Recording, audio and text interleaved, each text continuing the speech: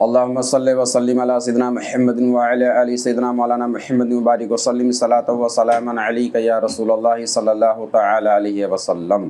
آداب طریقت اور آداب مرشد کے تعلق سے جو میں نے ترتیب وار آداب بیان کیے، اس کے آگے انشاءاللہ تعالی ترتیب وار نمبر وائز اس لیے بتا رہے ہیں تاکہ لوگوں کے ذہن میں رہے۔ آداب در حقیقت اسباب ولایت ہیں۔ جی کیا ہیں؟ اسباب ولایت۔ ہر چیز کو اللہ تبارک و تعالیٰ اگر کوئی چیز کرنا چاہتا تو پہلے سبب پیدا کرتا ہے، اسباب پیدا کرتا ہے۔ تو آداب طریقت در حقیقت اسباب ولایت ہے، اس کے بغیر کوئی ولی نہیں ہو سکتا۔ بات سمجھ گئی؟ اس کے بغیر کوئی ولی نہیں ہو سکتا۔ اور پیر اور مرید کے بیچ کا ایک حد ہے، یہ کیا ہے؟ حد ہے، تاکہ مرید سالک جو ہے اپنے پیر سے کس طریقے سے مل سکتا ہے اور کیا نظریات کے ساتھ مل سکتا ہے۔ پیر اور مرید کے بیچ کا ایک دائرہ ہے، ایک لکیر ہے کہ مجھے اس کے آگے نہیں جانا، اور وہاں جانا تو کس طریقے سے جانا۔ اسی لیے میں نے کہا کہ یہ در حقیقت آداب طریقت ہی نہیں بلکہ یہ اسباب ولایت ہے، ولایت کی اسباب میں سے ہے۔ اس کے بغیر کوئی ولی نہیں ہو سکتا۔ اگر ولی ہوگا تو اس سب چیزوں کا جانتا ہوگا، اس پہ عمل کیا ہوا ہوگا۔ بات سمجھ گئی؟ ہر ولی یہ سب جانتا ہوگا، اس پہ عمل کیا ہوگا، اس کے بغیر کوئی ولی نہیں ہوتا۔ 19 نمبر تک ہم نے بیان کیا، اب 20 نمبر۔ مرید اپنے دل میں یقین کرے کہ مرشد وہ آنکھ ہے جس سے اللہ تعالیٰ میری طرف رحمت کی نظر کرتا ہے۔ مرشد میرے لیے وہ آنکھ ہے جس سے اللہ تعالیٰ ہماری طرف نظر رحمت کرتا ہے، یعنی اللہ تعالیٰ اس کے ذریعے ہم پر رحمت کی نظر فرماتا ہے۔ یعنی شیخ کی رضا اللہ کی رضا، شیخ کی ناراضگی اللہ کی ناراضگی، اس کا مقصد یہ ہوا۔ بات سمجھ میں ہے کہ اگر پیر اس سے ناراض تو اللہ ناراض، اللہ ناراض تو اسے پیر ناراض۔ اب آئیں گے نمبر 21۔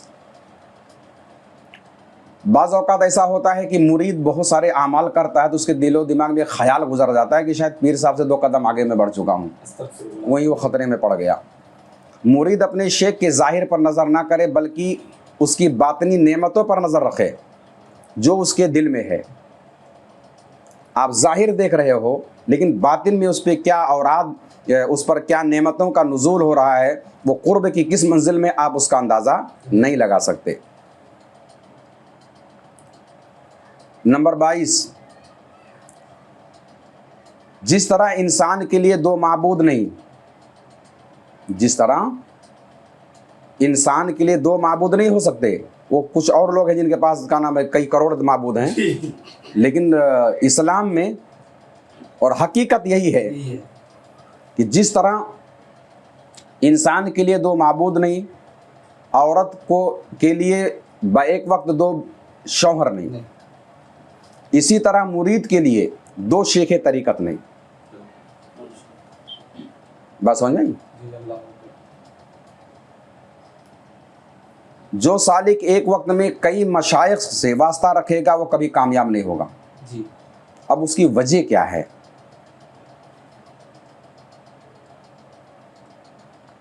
ایک شیخ جو ہے وہ بتا رہا ہے کہ ذکر اس طریقے سے کرو، دوسرا بتا رہا اس طریقے سے کرو، برابر ہے۔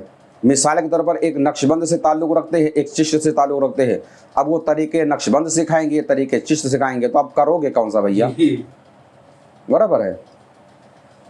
طریقے سب منزل پہ پہنچانا سب کو مقصد ہے، لیکن راستے دونوں کے الگ الگ ہیں، تو ایک آدمی 2 راستے پہ چل سکتا کیا؟ کشمکش میں آ جائے گا۔ اب اس میں اگر کوئی ایک کامل ہے ایک ناقص ہے، اور ڈبل کشمکش، برابر ہے، اب وہ تو اور وبال جان پہ پڑ گیا اس کے۔ ایک اس کی بیماریوں کا علاج کرے گا اور ایک مریض بنائے گا، تشخیص کر کے بتائے گا، مرضی ہے، برابر ہے۔ ایک اس کے قلب کی صفائی کرے گا تو دوسرے شکوک اس کو دماغ میں پیدا ہو جائیں گے کہ یہ والا صحیح ہے کہ یہ والا صحیح. اب اگر کبھی دونوں کی باتیں ٹکرائیں تو اب یہ کیا کرے گا, یہ کون سے ڈگر پہ چلے گا؟ تو کیا وہ چمنی اچھالے گا, کاٹا چھپا کرے گا کہ یہ والا صحیح یہ والا صحیح؟ برابر ہے بھئی, کیا کرے گا بھائی, اس کے لیے کیا راستے ہیں؟ تو اسی لیے ضروری ہے کہ طریقہ تربیت, یہاں شیخ طریقہ سے مراد تربیت ایک ہی سے آپ لینا. مرید آپ جو ہو, آپ ان کے مرید بنے رہو, کوئی فرق نہیں پڑتا. پیری مریدی کا اصل مقصد لیبل لگانا نہیں تھا, یہ تعلیم تھا. تو اگر ایک شیخ طریقت سے آپ طریقت کی تعلیم لے رہے ہو تو دوسرے کے پاس جانے کی ضرورت نہیں ہے.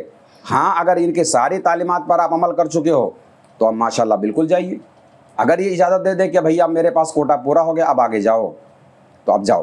لیکن آپ کو پہلے ان کی باتوں پہ عمل تو کرنا پڑے گا.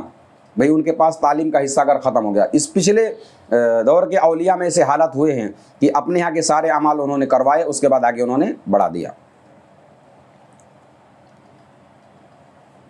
23, مرید اپنی عبادات کے ظاہری احوال کو اپنے شیخ کے حال پر قیاس نہ کرے.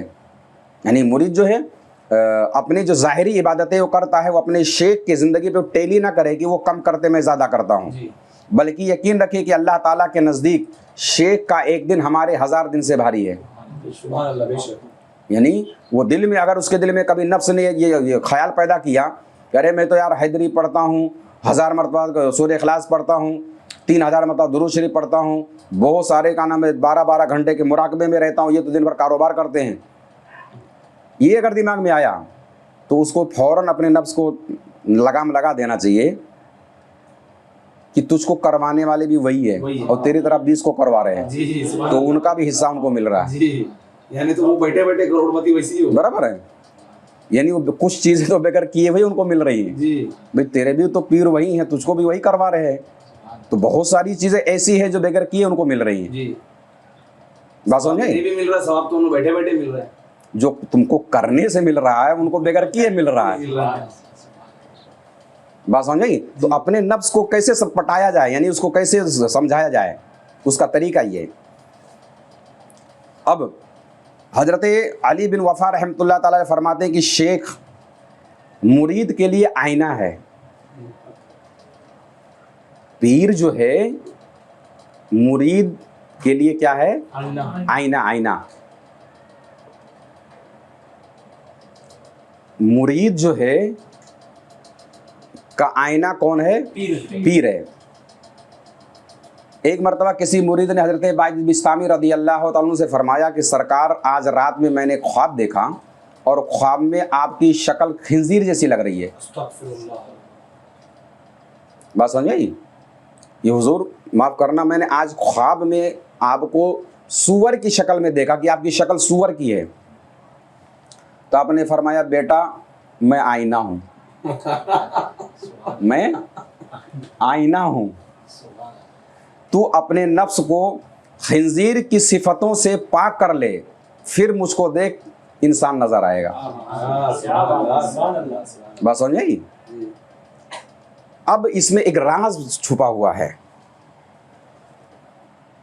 کہ مرید اگر پیر کو اپنے جس شکل میں خواب میں دیکھتا ہے, بات سمجھ آئی, ایسے بھی حالات ہوتے ہیں کہ مرید نے دیکھا کہ میرے پیر رسول جیسے ہے. بات سمجھ میں آئی, یہ رسول کی شکل میں اگر دیکھے تو اس سے مراد یہ لے کہ میرے پیر جو ہے رسول اللہ صلی اللہ تعالی علیہ وسلم کے علم کے ان کے قدم پر ہیں. کیا ہیں؟ ان کے قدم پر ہیں, وہ اوصاف ہیں. اور اگر اللہ کی شکل میں کوئی دیکھے تو یہ خیال کرے کہ میرے پیر اللہ کی ذات کے مظہر ہے, پیر مظہر ذات خدا ہے. بات سمجھ میں آئی؟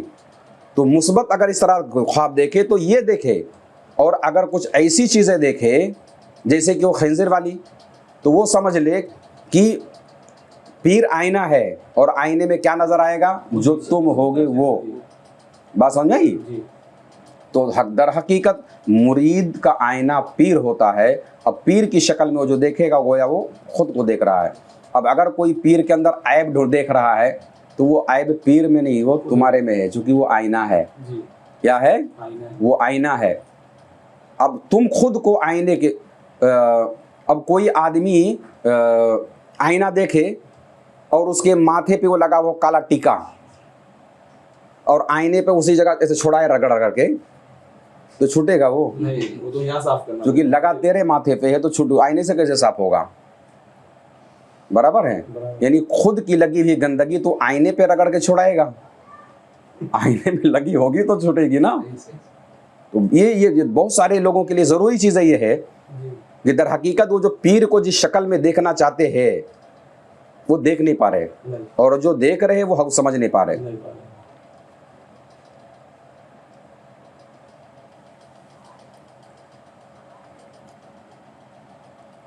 नंबर 25, जब शेख किसी मुरीद की ख्वाहिश के मुखालिफ काम करे, जब पीर किसी मुरीद के ख्वाहिश, उसके ख्वाहिशात के बरक्स काम करे तो मुरीद को सब्र करना चाहिए, उसी में उसकी तरक्की है। अगर पीर मुरीद पर सख्ती करता है, बात समझ में आई, तो मुरीद को ये समझना चाहिए कि हमारे लिए तरक्की इसी में है और इसी में हमारे लिए भलाई छुपी हुई है, और अगर उसने उसके बरक्स किया तो वो बागियों में शुमार हो जाएगा।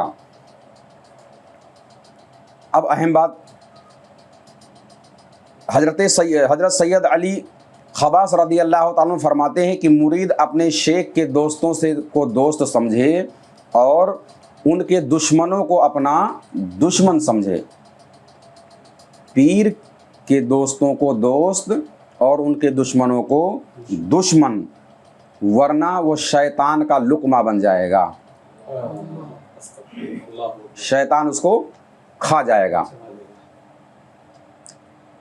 इसका मतलब ये है कि जो पीर को पसंद वो तुमको पसंद, जो पीर को जिससे नफ़रत उससे तुमको नफ़रत होना चाहिए। बात समझ में आई? यानी पीर के दोस्तों से दोस्ती और पीर के दुश्मनों से दुश्मनी, ये बहुत खालिस अमल है। बात समझ में आई? ये बहुत खालिस अमल है, ये मोहब्बत की आजमाइश वाला अमल है। क्या है? जी जी। बज़ाहिर तो किसी से आपकी दोस्ती नहीं है, मगर तुम्हें खबर मिल जाए कि हमारे पीर का दोस्त है तो उसका एहतराम तुम करोगे आपके पीर का, जबकि आपकी दोस्ती नहीं है। अब अगर कोई आपके पीर का दुश्मन है, क्या है, तो आपकी दुश्मनी उससे कुछ नहीं है, मगर पीर के नाते आप उसको अपना दुश्मन मानोगे, उसकी कोई बात आपको नहीं माननी है, वरना आपको शैतान चबा जाएगा, आप शैतान के लुकमा बन जाओगे। अल्लाह तबारक व तआला की बारगाह में दुआ है, मौला करीम हम सबको इन तमाम आदाब पर अमल करने की तौफीक अता फरमाए, और अपने हबीब के तुफैल हम सब के मुक़द्दर में जो तालिबीन और सालिकीन हैं, इनके मुक़द्दर में मौला करीम उसकी महबूबियत और वलायत नसीब फरमाए। आमीन सुम्मा आमीन बिरहमतिक या अरहमर राहिमीन।